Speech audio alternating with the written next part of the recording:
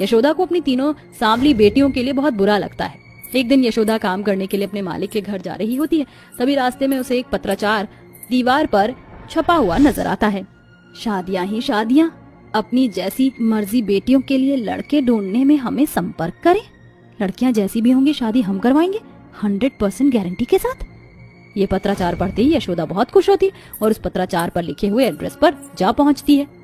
मेरी तीनों बेटियों की शादी करवा दीजिए, आपका बहुत उपकार होगा। शादी तो मैं करवा दूं, लेकिन ये बताओ अपनी तीनों बेटियों के लिए तुमने क्या क्या जोड़ रखा है?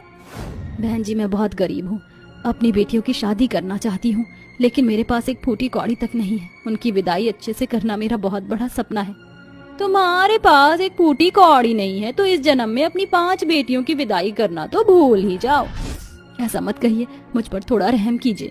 चंद्रकांता यशोदा को रोते हुए देख उससे कहती है, वैसे तो हर कोई मानता नहीं है, लेकिन मैं तुम्हारे लिए कोशिश करूंगी। इसलिए तुम अपनी तीनों काली क्योंकि दहेज का इंतजाम करो, दहेज अच्छे से देना, बाकी तुमसे कैश की कोई डिमांड नहीं है।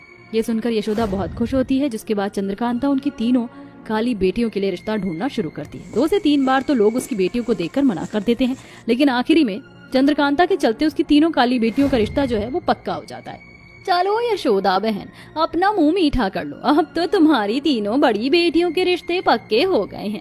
रही बात छोटी बेटियों की, तो उन्होंने अपने लिए पहले ही ढूंढ रखा है। हाँ, हम सुंदर हैं इसलिए हमारे पीछे लड़के भागते हैं। हमारी बड़ी बहनें इतनी काली हैं कि लड़के उनसे दूर भागते हैं। चुप करो तुम दोनों और जाओ जाकर काम करो। यशोदा की तीनों बड़ी बेटियों को अपनी छोटी बहनों के ताने बहुत चुभते हैं, लेकिन वो तीनों कुछ नहीं कहती। से ही देते देते यशोदा जैसे तैसे करके अपनी तीनों बेटियों की शादी की तैयारियां कर रही होती है और इन्हीं के बीच उसे अपने मकान के कागजात गांव के मुखिया के पास गिरवी रखने पड़ते हैं। मुखिया साहब, मेरी तीनों बेटियों की शादी होनी बहुत जरूरी है। अब उनकी उम्र हो गई है, ये कागजात अपने पास रख लो और मुझे पैसे दे दो। अगर सूद समेत मुझे पैसा वापस नहीं मिला तो याद रख लेना, तुम्हारा ये घर मेरा हो जाएगा और फिर तुम्हारा इस घर पर कोई हक नहीं होगा। अगर तुम्हें ये बात मंजूर है तो मैं पैसा देने के लिए तैयार हूँ। यशोदा के पास और कोई रास्ता नहीं होता और वो पैसे ले लेती है, जिसके चलते वो उन पैसों से अपनी तीनों काली बेटियों के लिए दहेज इकट्ठा करती है, लेकिन गोरी बेटियों के लिए कुछ नहीं लेती। देखते ही देखते शादी की रस्में शुरू हो जाती हैं और चारों तरफ खुशी का माहौल होता है। यशोदा की 5 बेटियों की शादी बहुत अच्छे से हो जाती है, लेकिन शादी के बाद जैसे ही विदाई होने वाली होती है, यशोदा की तीनों काली बेटियों की सास अचानक से कहती है, ये क्या दहेज के नाम पर तुमने ये मुझे क्या दिया है? अरे 3 बेटियों का दहेज कम से कम 3 बंटवारे के हिसाब से तो देती। इतने दहेज में तुम्हारी बेटियां विदा नहीं हो सकती। मुझे माफ करो, मैं अपने बेटों को अपने घर लेकर जा रही हूँ। कल्याणी के मुंह से ये सुनते ही श्रेया और आरजू गुस्से में आ जाती हैं और अपनी तीनों काली बहनों के लिए कहती हैं, अरे शादी क्या दहेज पर ही टिकी होती है? आप हमारी बहनों से अपने बेटों की शादी करवा रही हो या उन्हें खरीद रही हो?